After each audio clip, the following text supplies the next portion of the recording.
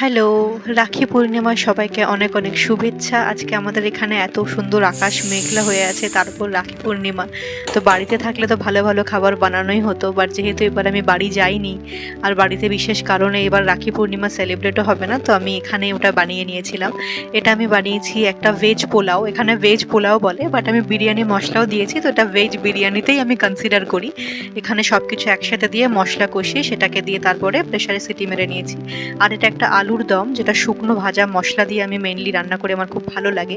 শুকনো ভাজা মশলার মধ্যে থাকে শুকনো লঙ্কা, জিরে, গোটা গরম মশলা, আর এগুলো সব একসাথে মিক্সড করে আমি সেটাকে মিক্সার বানিয়ে নিই। আর এটা হলো দই, ধনেপাতা, রসুনের চাটনি। And this is the full course menu for today, Rakhi Purnima special. তোমাদের বাড়িতে নিশ্চয়ই আজকে নতুন নতুন সব ভালো ভালো রান্না হয়েছে রাখি পূর্ণিমার জন্য।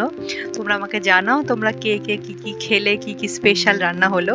আর ততক্ষণে দেখে নাও যে আমি আজকে কি বানালাম। সবাই খুব ভালো থাকো, সুস্থ থাকো, ভাইদের সাথে খুব খুব খুব মজা করো।